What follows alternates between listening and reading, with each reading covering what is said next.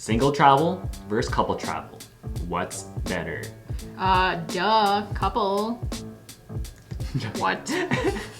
So hey guys, Dev Jen here. In today's video, we'll be reading an article discussing what is better, single travel versus couple travel. For traveling solo, some of the pros, and we'll go over each one to see whether or not we experience this as a couple, okay? Wait, have you ever in your life traveled solo? I don't think I've ever asked you that before. I've not. Okay, neither have I. So it's like, we're like 100% biased in here. So, I mean, we clearly have zero solo experience, which is all the more why we prefer traveling as a couple. Don't take offense to this if you're a solo traveler. We're just trying to like see a solo person's point of view first. Wait, would you ever travel solo though? Like if you think about it, like looking back, like let's say, knowing what you know now. Yeah.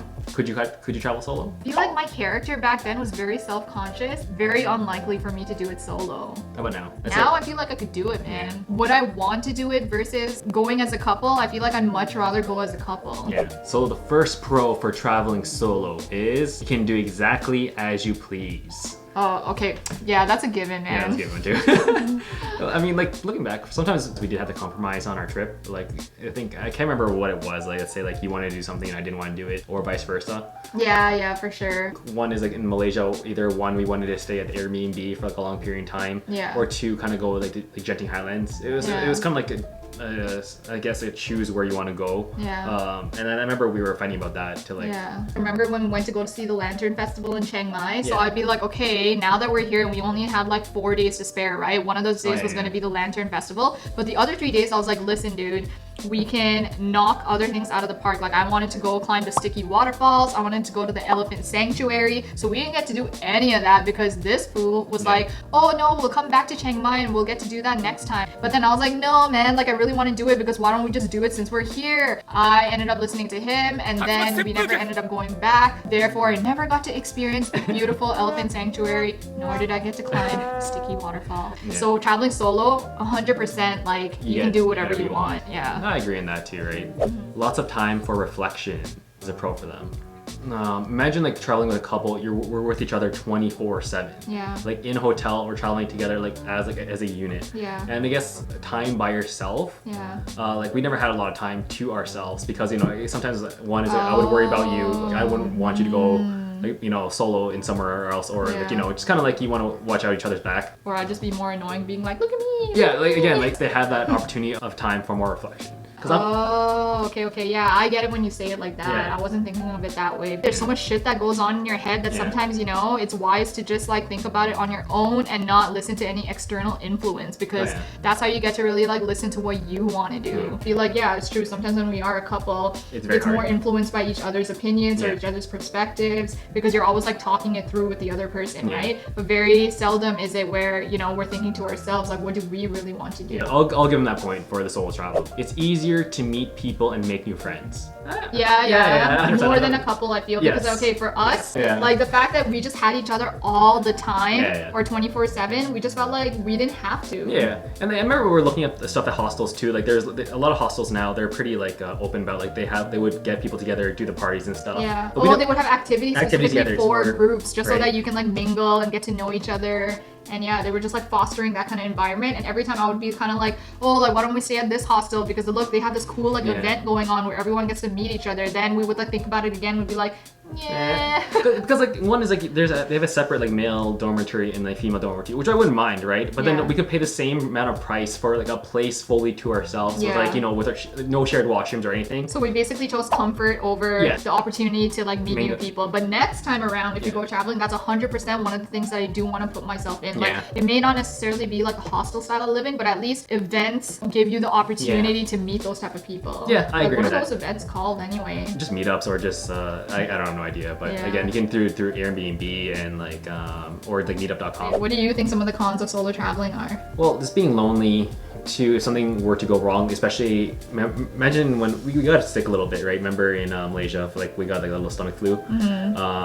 It was not bad, but like we recovered after like a day or two. Yeah. But like I couldn't imagine like being sick in a foreign country, and you're really sick, and you have no one to like fall back on. Yeah. Oh my gosh, that was the worst. That was the point for me where I felt like I missed home. Yeah. If I was all by myself, I would have probably lost it. I think another one is transient relationships. So like I heard a lot of times a lot of solo travelers would meet someone like really good friends, like yeah, cool, but then they would have to like depart after like a week or 2 weeks of knowing each other. So you invested all that time of like meeting people, and then like it's a constant state of, you know, like new friends. So you don't have like that long relationships you can build up with your like a good friend and like share the moment. And also again like I think sharing the memories with someone who can relate to you is a huge one. Is gonna say like a huge con for like a solo like that's traveler. why I love being able to travel together. 90% of that is because you're able to share it with someone you love. You know what I mean? I think that would get to me if I couldn't share with someone. I'd be like True, same here. Oh, another one I think is what sucks about solo travelers is that you can't,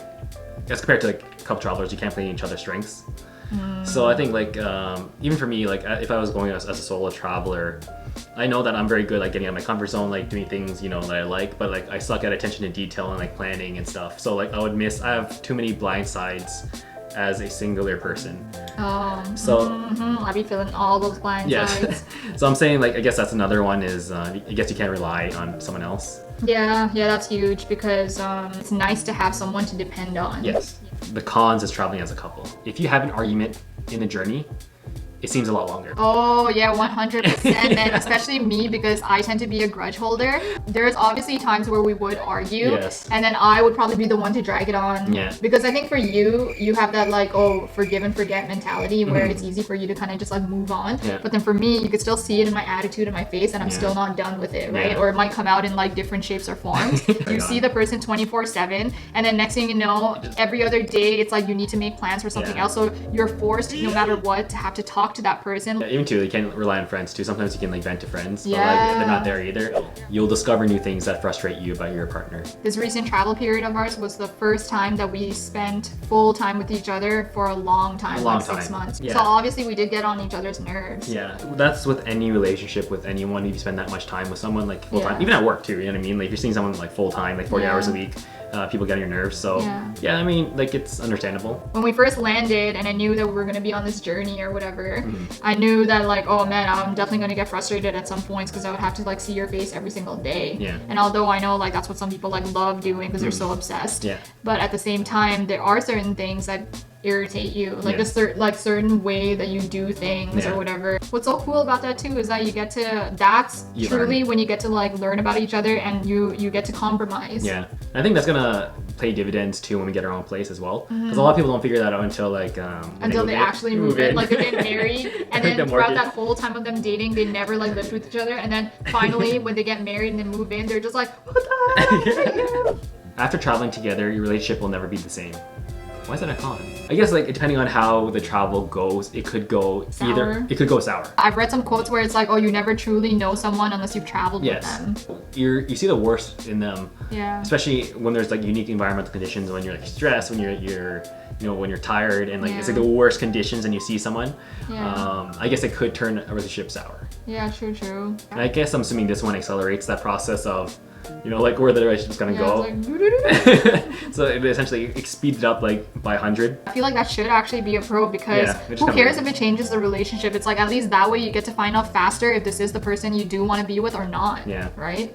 So that is the pros and cons list. So conclusions, I was reading a lot of vlogs too about like solo travelers that they can't relate to anyone when they come back, and like that that itself is like insanity, because like it's such an emotional and transformative experience. And someone's like, that to me is so sad. I know, that's crazy. It would get to me too, right? Like it's such a great experience, and then that person like has no one to share it with, and no one will understand. It's like, imagine the lantern thing. Like I honestly do not think releasing lanterns would have been the same if I were doing it by myself. Like imagine, okay, first of all, I wouldn't even be able to light it up by myself. I'd be like, and then I'm like, no. And then it was like honestly really, really magical, like the Tangled moment in Disney. And staring at 1,000 lanterns going up in the sky was beautiful. So by myself, it would be pretty amazing. But at the same time, I feel like just sharing it with someone else, you're just like, you get it. You get it. Anyways, that concludes this video. Let us know if you love solo traveling, or you're a couples traveler, or if you just love traveling with friends. Or if you disagree with any of our points, let us know. Don't disagree. We'll find you in the comments. Peace.